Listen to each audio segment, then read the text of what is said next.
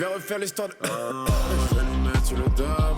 Je vais nous mettre sur le... Dans le monde, on nous a appris qu'il faut d'abord que tu fasses avant que tu puisses obtenir. C'est pas tout à fait faux, quand même pas vrai du tout. Il faut d'abord que tu sois quelqu'un, tu fasses quelque chose et ensuite tu pourras obtenir les résultats de ce que tu as fait. En d'autres termes, c'est d'abord l'être, le faire et après avoir. Si tu ne comprends pas ça, tu ne vas pas bien saisir quelle est la raison cachée derrière les échecs que tu as pu avoir. Tu n'étais pas nécessairement sous-qualifié ou moins bon que les autres. Il est fort probable que tu n'étais pas la bonne version de toi qui aurait pu faire ce que tu as commencé à faire. Si tu comprends ça, tu vas passer beaucoup plus de temps à essayer de bâtir des pensées avant de faire. Une bonne chose à faire, mais avec un mauvais système de pensée, donnera toujours des mauvais résultats.